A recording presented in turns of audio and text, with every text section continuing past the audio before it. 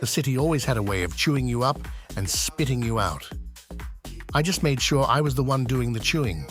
My name's Arthur, and I sold dreams. Or more accurately, I sold the illusion of dreams, neatly packaged and overpriced. Some folks called it a con. I called it market adjustment. Every mark was just another opportunity, another wallet waiting to be lightened. I had a knack for finding the desperate, the greedy, the ones who believed in magic.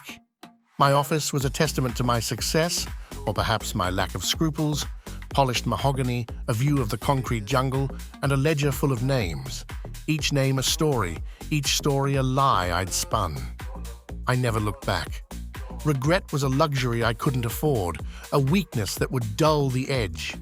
The only thing that mattered was the next deal, the next unsuspecting soul. Until the knock came. It wasn't a client, not in the usual sense. The man who stood in my doorway was a shadow, a whisper of trouble. He didn't introduce himself, just stepped inside, filling the room with an unspoken threat. His eyes were old, like a forgotten graveyard. He carried no briefcase, no papers, just a quiet intensity that made the hairs on my neck stand up.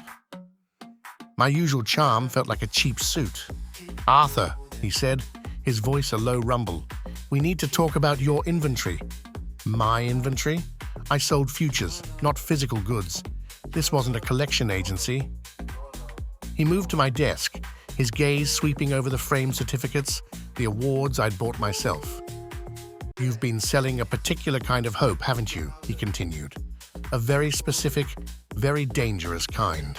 He pulled out a single, worn photograph. It was a woman, young, smiling, a ghost from a past I'd buried deep. My stomach dropped faster than a bad stock tip.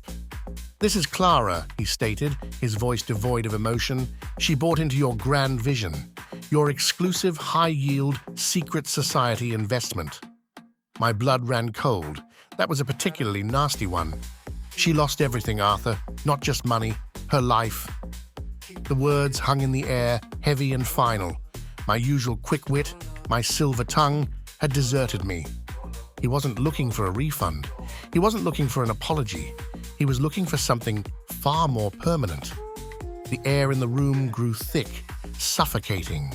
"You see, Arthur," he began, leaning closer, "Clara was my daughter. And she wasn't just a mark. She was a test." My mind raced, trying to piece together the fragments of this nightmare. "A test for you, specifically, to see how far you'd go, how much you'd take."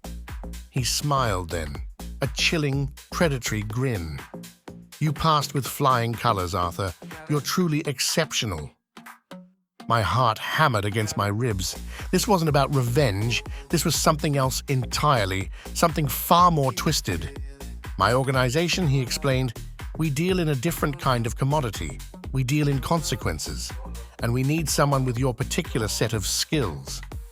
He laid a contract on my desk, not a demand, but an offer, a new kind of pitch. "You've been selling lies, Arthur. Now you'll be selling truth. Our truth." The ink on the page seemed to shimmer, a dark promise. My life as a salesman was over. My life as something far worse, far more dangerous, had just begun. The city still chewed people up, but now I was part of the teeth.